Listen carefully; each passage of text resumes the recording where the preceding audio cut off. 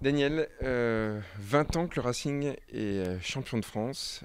Tout de suite, tu as le sourire et je t'entendais dire tout à l'heure, mais c'est dingue, 20 ans après, les gens nous croisent et nous parlent de ce titre. Est-ce que c'est un peu ton quotidien de te dire, mais voilà, les gens ils me parlent beaucoup de ça parce que c'est vraiment une consécration pour eux, supporters, pour toi en tant qu'entraîneur et pour tout un peuple. Je commence à réaliser. Oui, je suis comme tout le monde. À la fin du match, il s'est passé quelque chose de fort. Mais je me dis tout simplement, bah, en championnat, il faut un premier, il faut un dernier. Donc, dans un premier temps, c'est ce qui nous intéresse. Et en plus, on est premier, donc c'est encore mieux. Mais aujourd'hui, on se rend compte, et moi je me rends compte tous les week-ends. Je ne sors pas spécialement pour croiser des supporters pour qu'ils me disent c'était formidable, mais c'est comme ça, je suis brocanteur. Donc derrière, je croise plein de supporters éventuellement de Lens, parce qu'il y en a énormément, et puis éventuellement des amoureux du football, quoi. Et aujourd'hui, ouais, je réalise qu'on parle encore de ce titre, c'est tout à fait normal, et on a bien fait. On a bien fait d'être champion en 98 parce qu'aujourd'hui, ça devient compliqué.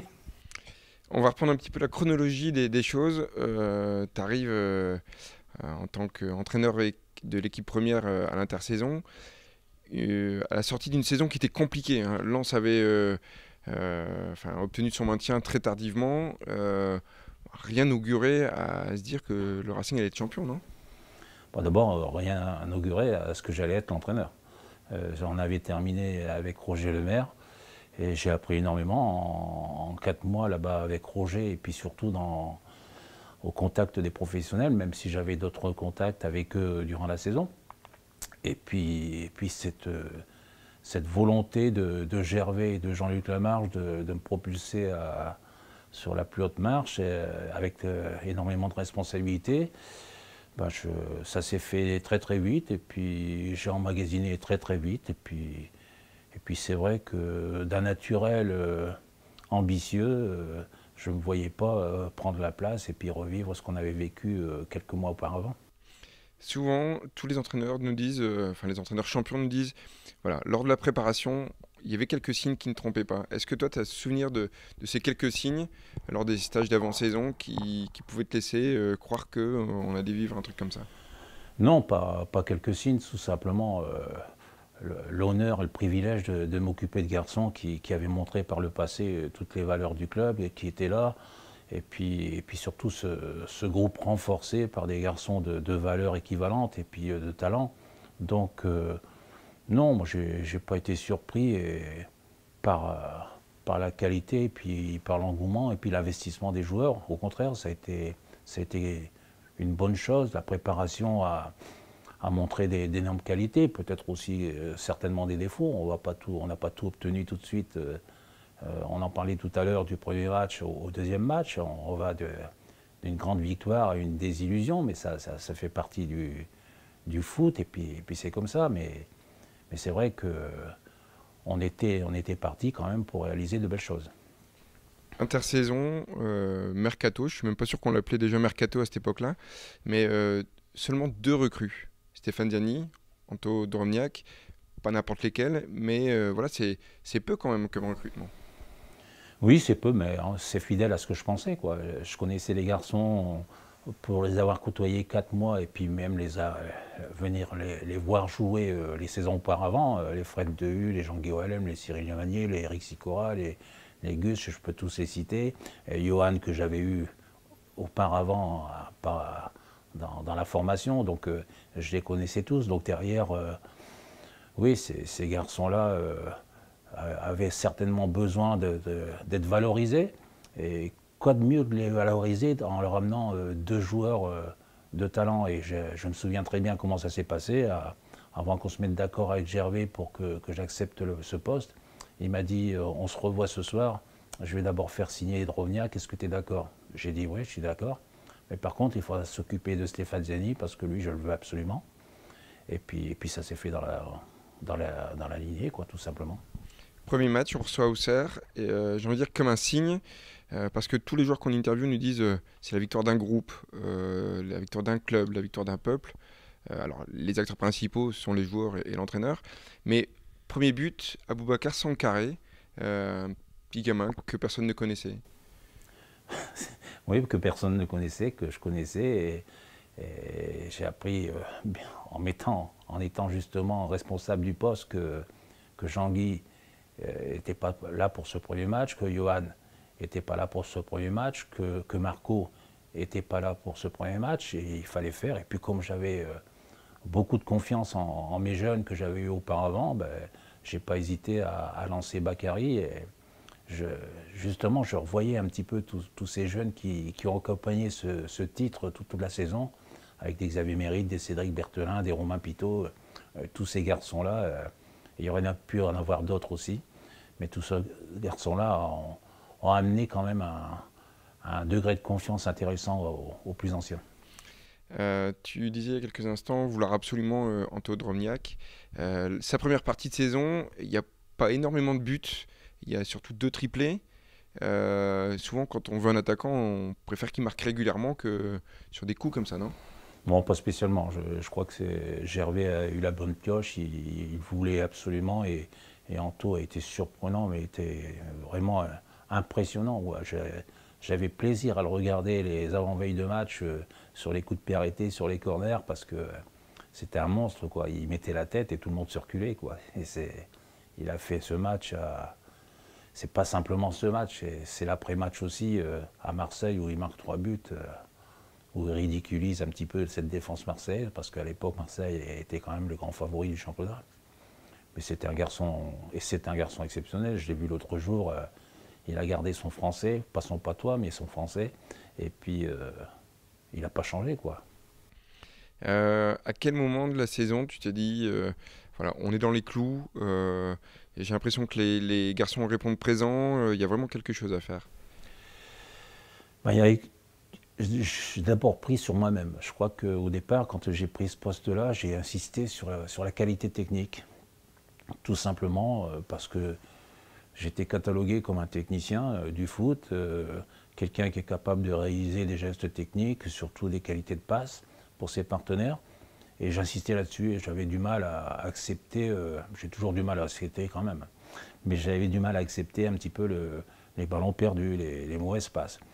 Et j'ai changé, j'ai appris au contact de Stéphane Bijard, et mon discours a changé. J'ai surtout passé en avant l'amour du club, l'amour des couleurs, l'amour des supporters, l'amour de leur famille, l'amour des proches et tout ça. Et j'ai fait passer ce message-là après, et je m'en suis servi. Je m'en suis servi bien sûr ici, je m'en suis servi à la Louvière, je m'en suis servi à Valenciennes, et c'est un message qui est porteur. Souvent, quand voilà, on a discuté avec tous les joueurs, ils se souviennent de pas mal de petites choses, et notamment une fois, ils t'ont pris un peu pour un fou, parce qu'on est à la mi-temps ici à Bollaert, on mène 4-0 face à Cannes, et tu rentres et t'es furax parce que t'engueules tout le monde en disant si on continue comme ça, on va perdre ce match. Bon, ils ont un peu rigolé. Bon, ça a failli se passer comme ça. Ça s'est passé très très bien pendant 20 minutes. On mène 1, 2, 3, 4-0, et puis on a commencé à lâcher. Sur le banc, il y avait des attitudes qui étaient négatives. Et puis on a commencé à prendre un but. On est rentré à 4-1, et puis à la mi-temps, j'ai dit aux garçons, si vous continuez comme ça, ouais, on n'est pas sûr de gagner ce match-là. Ils m'ont regardé, et effectivement, on a continué comme ça. Je crois que Gracie a mis 3 buts ce jour-là. Ils sont revenus à 4-4, et heureusement Stéphane, derrière, a obtenu une pénalty, il a transformé. Donc c'était un bon signe pour l'avenir. Mais on ne peut pas être heureux quand on est entraîneur d'une équipe. Alors, tu n'es pas le genre d'entraîneur qui... Allez, aucun entraîneur ne s'en fiche de prendre 4 buts, mais toi, ce qui t'importait, c'était de marquer un but de plus que l'adversaire. Toujours, parce que je viens d'une autre époque, et que j'ai connu l'époque du bonus offensif. Donc quand on marquait 3 buts, qu'il y avait une différence de 3 buts, on avait un point en plus. Bon, c'était plus d'actualité, mais c'était toujours dans l'esprit, quoi. Prenez un jeu offensif, prendre du plaisir, et pas simplement que pour les attaquants. Quand je parle d'Eric, je vois sa qualité de centre. Quand je parle de Cyril, malgré tout, c'est son travail défensif, mais offensif aussi. Jean-Guy, et puis bien sûr Johan. Mais il n'y avait pas que. Quand vous avez des garçons comme Fred, comme Marco, comme Hervé, comme Vladimir, comme Michael aujourd'hui. Donc c'est des garçons qui ont retenu tout ça. Tu as cité un nom tout à l'heure, le nom de Stéphane Bijard. Est-ce que tu peux nous dire en quoi il t'a aidé sur cette saison? Parce que à l'époque, voilà, préparateur mental, ça n'existait pas trop finalement. Non, ça n'existait pas. Puis moi, je ne connaissais pas. Comme j'ai dit tout à l'heure, j'étais avec mes valeurs de foot, de footeux, quoi, tout simplement, pur et dur. Voilà, l'exigence, coléreux quand ça ne marchait pas, compétiteur à tout prix. Et puis un jour, au bout de, je ne sais plus si c'est 3 mois ou 4 mois, Gervais me disait, est-ce que tu pourrais rencontrer quelqu'un qui pourrait t'amener quelque chose et tout. Et moi, comme je suis toujours à l'écoute, ben oui, bien sûr, pas de problème. J'ai rencontré Stéphane, qui ne connaissait pas rien du tout au foot. Et puis on a discuté, je l'ai écouté, et puis je me suis dit, tiens, pourquoi pas. Et puis donc on avait des rendez-vous 1, 2 fois par semaine, il me demandait tout simplement qu'est-ce que tu penses de l'équipe après ce match-là, comment tu vois le prochain match. Moi je ne suis pas compliqué, moi je le vois de telle façon, avec nos valeurs, avec nos qualités. Et puis c'est tout. Est-ce que moi je peux t'apporter ça? Est-ce que dans ton discours, qu'est-ce que tu vas leur dire? Ben, je vais leur dire ça, je vais leur dire ça. Ben, c'est très bien. Est-ce que tu peux rajouter telle chose? Mais c'est très bien, ça me va bien aussi. À tel point que, bien sûr, on l'a pas pondu comme ça, mais à un moment donné, quand on prépare les causeries, bon, on fait en sorte, moi je fais en sorte de chercher les mots, de trouver les mots qui vont les toucher, quoi, qui vont les amener à être un peu plus forts individuellement, voire collectivement. Et ça, c'est une relation qu'on avait avec Stéphane, qui nous a amené justement à cette réussite, parce que, je ne sais pas si on va en parler, mais quand j'annonce aux joueurs s'ils souhaitent être champions de France, s'ils veulent bien être champions de France, et qu'ils me regardent, c'est quelque chose quand même qui est préparé, quoi. Donc à un moment donné, on se dit, on va les solliciter par rapport à ça, et on va voir leur réaction. Et leur réaction, elle était extraordinaire, quoi. Ils ont tous répondu oui, justement. Est-ce que t'en as pas cru certains? Non, j'ai pas fait attention.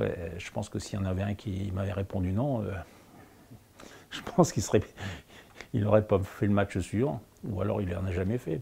Mais non, ils ont tous répondu oui, évidemment. Mais c'est bien, mais ils n'avaient pas grand-chose à rajouter.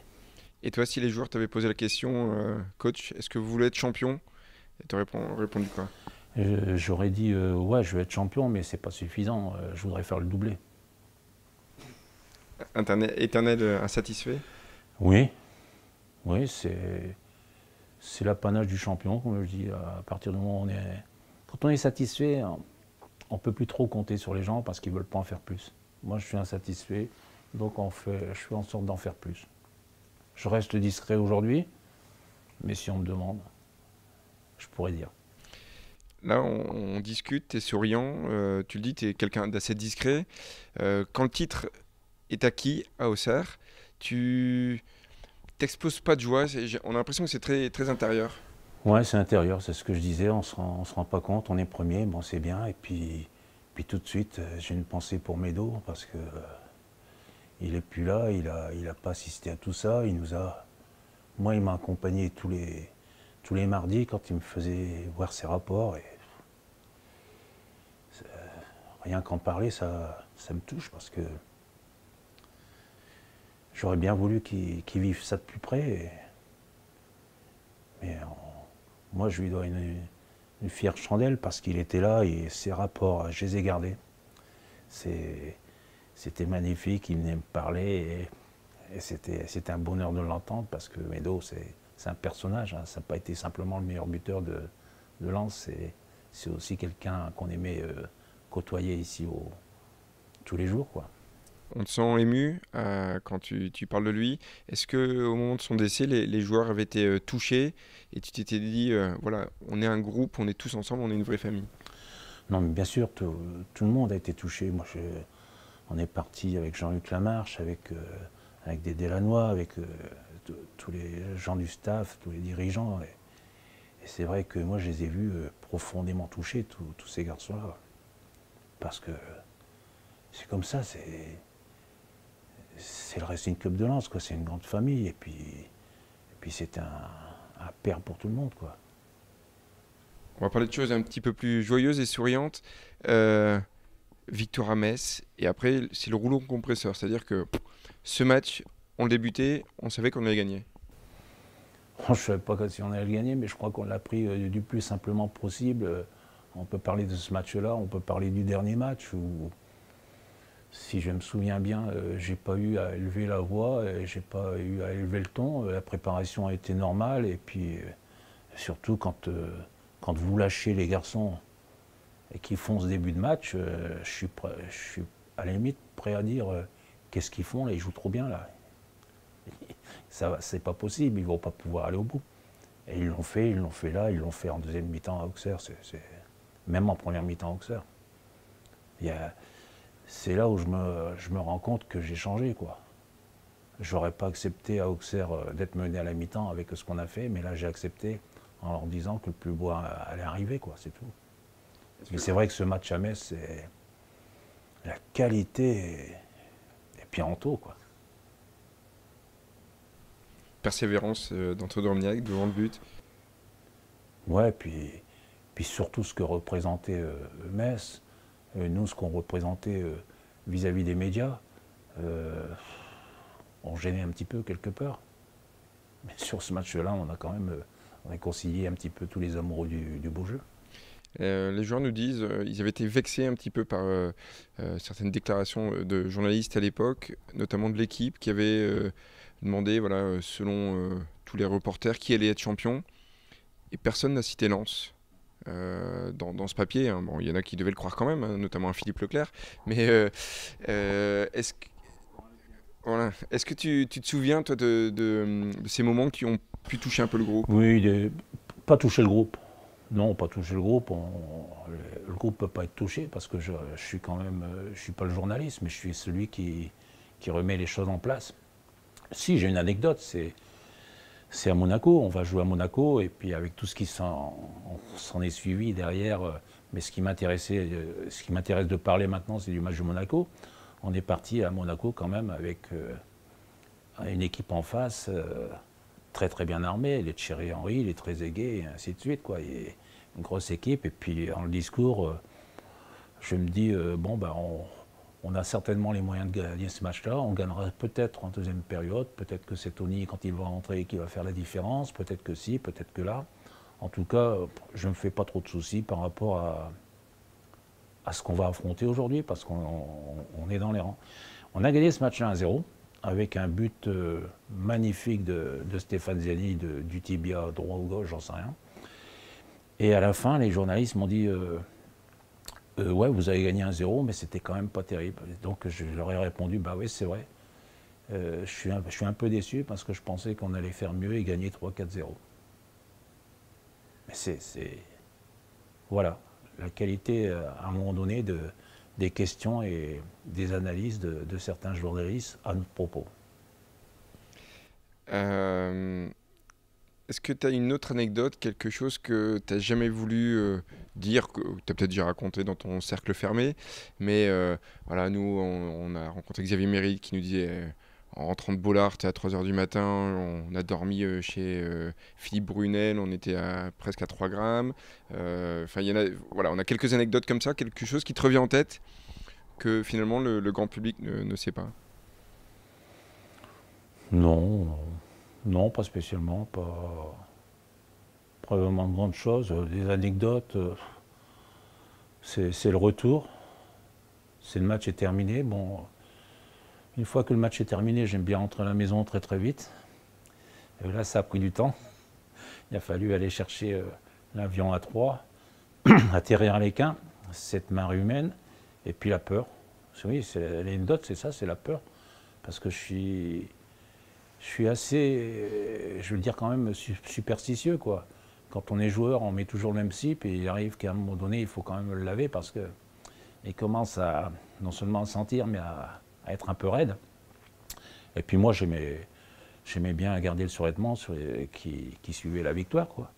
Donc ce jour-là à Auxerre, il faisait une chaleur, et bien sûr, comme on avait gagné le match précédent à Cannes, C'était à Cannes. Non, contre Bastia. Contre Bastia. Donc je suis parti à Auxerre avec le même survêtement et puis en plus la parka. Donc je me suis dit, il faut que je laisse tout ça pendant tout le match. J'ai souffert. J'ai souffert de la chaleur, hein, pas du match, mais j'ai souffert de la chaleur. Je pense que c'est là que j'ai le plus souffert. Et puis à la fin du match, je suis resté comme ça. Je suis monté dans l'avion, j'ai atterri à l'Équin et j'ai eu peur parce qu'il y avait tellement de monde qu'à un moment donné, j'ai demandé à un supporter, si tu me protèges, je te donne ma parka. Le gars m'a protégé, je lui ai donné ma parka avant de monter le bus. On arrive à la fin de cette interview. Est-ce que pour toi, Gervais Martel, alors il a été critiqué après, hein, parce qu'il a fait des belles choses, des moins bonnes. Est-ce que pour toi, cette année-là, Gervais Martel, c'est le meilleur président que tu pouvais rêver? Bien sûr. C'est même pas mon président, c'est mon complice, quoi. J'en ai eu des complices avec François parce que on a passé des moments extraordinaires avec Dédé. François était celui qui me déridait, quoi, qui me faisait rire, qui me racontait des histoires. Gervais aussi, bien sûr, avec son parcours et puis ses idées, ses très bonnes idées. Donc c'était vraiment des complices. Après, ouais, mais bien sûr que c'est... Gervais fait partie d'abord. Il m'a choisi, donc ça je l'oublierai jamais. Et puis après, il y a d'autres personnes. Il y a Jean-Luc Lamarche, je ne peux pas oublier. Il y a tous ceux que j'ai connus, Serge Doré, André Dubocage, je peux oublier personne, on parlait tout à l'heure, mais il ne faut pas oublier non plus le staff médical, les commerciaux. Il régnait une ambiance et un climat exceptionnel, quoi. Tout le monde était derrière l'équipe et tout le monde ne se préoccupait pas de l'adversaire. Est-ce qu'il y a des prises de bec, j'imagine, parce que vous êtes des forts caractères, hein, que ce soit Gervais, que ce soit toi, que ce soit les joueurs. Est-ce que les prises de bec, justement, après, on s'en sert? Parce qu'il y en a eu, hein, on le sait. Est-ce qu'après, on s'en sert pour grandir? Oui, bien sûr. Bien sûr qu'on s'en sert, mais après, moi j'ai appris, comme j'ai dit avec Stéphane Bijard, avec les dirigeants, j'ai jamais eu de prise de bec. Hein. Avec Gervais, c'est impossible, hein, d'avoir une prise de bec avec lui. À la limite, s'il me dit, bah, tiens, tu vas faire ça, je vais lui dire non, et puis c'est tout, point final. Mais il n'y a jamais eu ça, on a toujours été d'accord, bien sûr, des prises de bec, oui, il y a eu des prises de bec avec Tony, il y a eu des prises de bec avec Marco, et puis après, ils sont devenus très très proches parce qu'il y avait une complicité, une reconnaissance et une estime entre nous, entre tous ces garçons-là, et puis ça, bien sûr que ça nous a servi. Quand on a une prise de bec avec un tel, c'est tout le groupe qui se demande comment je vais réagir.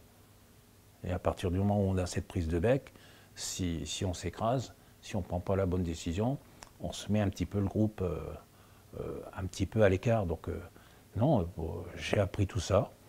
Et puis en fin de compte, ça s'est très bien passé. La dernière anecdote, c'est on va perdre en finale de Coupe de France. Dédramatiser, moi je dis c'est pas le plus important. Coupe de France, c'est aléatoire. On est arrivé là, c'est bien. On l'a perdu. Bon, je dis pas que c'est bien, mais le plus beau, c'est quand même ce qui va arriver, quoi. Donc quand il y a un joueur ou deux joueurs, quand on reprend l'entraînement le mardi, qui me disent bon, c'est le dernier match, on va faire moins difficile que d'habitude. Je dis non, les gars. C'est aujourd'hui, on en remet une louche. Et puis voilà.